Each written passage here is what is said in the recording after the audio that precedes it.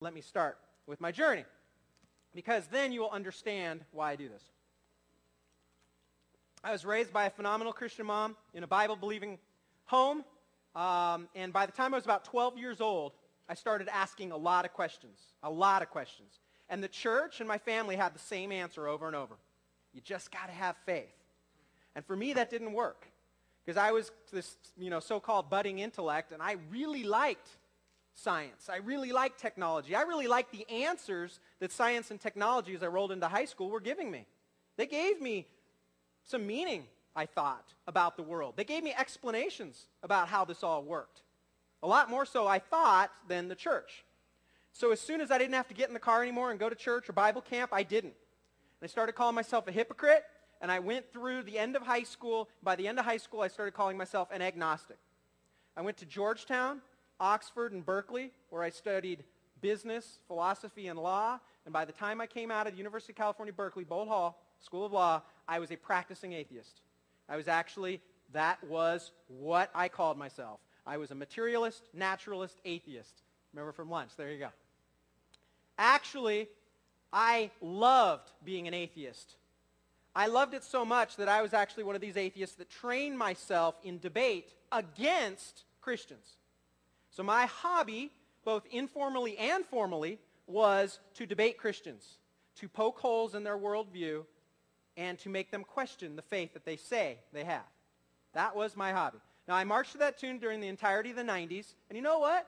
I was a good guy, or so I thought. I was from a broken home, so I was going to honor my marriage, because that just made sense. I was going to honor contracts, because that just made sense. If those of us who are somehow blessed with resources in life have a social obligation to give back to our communities, that just made sense. I didn't need a notion of God or a higher truth or an absolute notion of power to just tell me that just made sense. Okay? And that, a social contract view of the world, if you know that term, that just made sense to me. Now, I was running fast. I'm a corporate securities lawyer, and this is the 90s. And I toggled back and forth between Silicon Valley and Silicon Beach, as we called Irvine, Newport Beach there in Southern California. And this was the IPOs, this was mergers and acquisitions, and this was the heyday of technology, the dot-commers, right?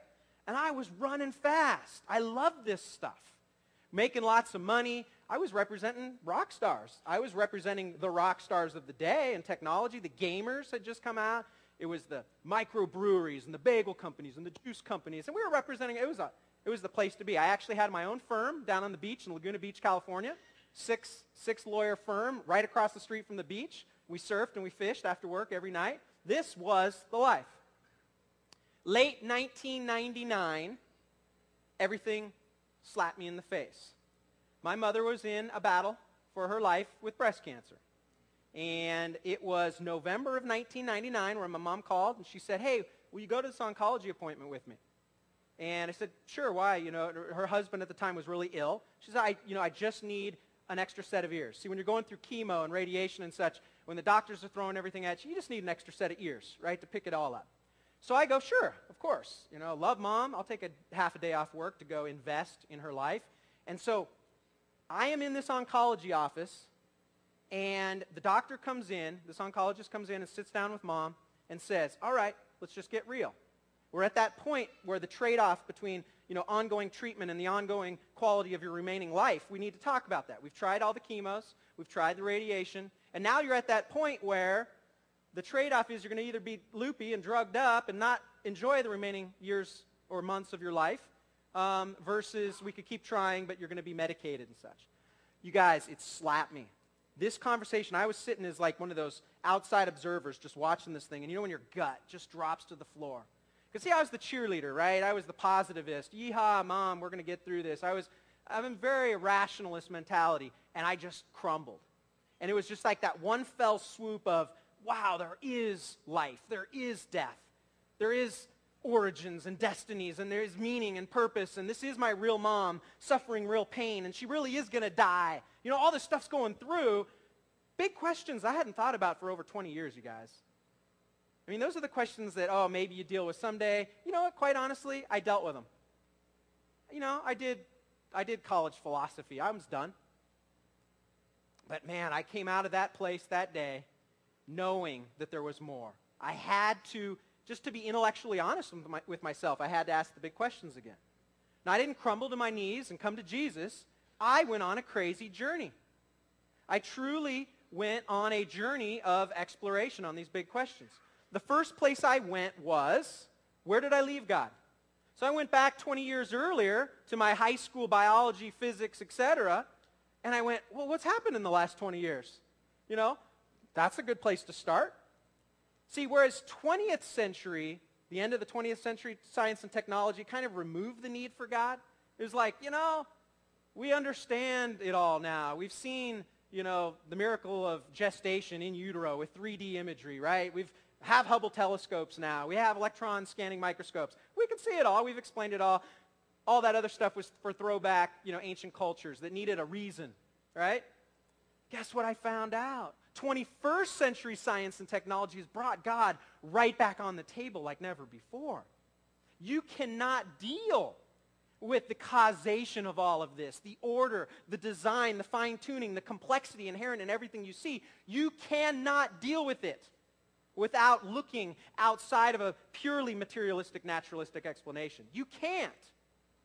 And I started delving into this microscopic world, these irreducibly complex machines at the microscopic level. I looked at DNA, you guys. I was representing, for 10 years, I was representing smart people that did everything with ones and zeros, binary code, right? Ones and zeros. That's what everything you see is working on now with computers. And you know what we are? We're just 4-digit code. DNA, 4-digit code inherent in us. Enough in you, Pastor, that if we were to write it out in books, we'd fill the Grand Canyon a few times over with the blueprints that are written with the digital code inherent in you. The code that tells an amino acid how to roll into the structure of a protein and how to become what becomes 30 trillion cells in each of our body. It's so profound, you guys, what DNA is. Francis Crick, one of the co-discoverers of the DNA molecule in 1954 with Watson, a materialist, naturalist, atheist, he couldn't reconcile what he discovered with what his worldview was. He couldn't, because information code doesn't pop out of the goo. It just can't.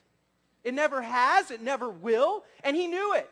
From 1954 until 1982, he tried to figure out an answer, and he delivered it to the mainstream scientific community in 1982, and it's called directed panspermia. That is, alien cultures loaded little spores with DNA and launched them on our primitive Earth billions of years ago to seed our ancient planet. Is that science or is that science fiction? Right?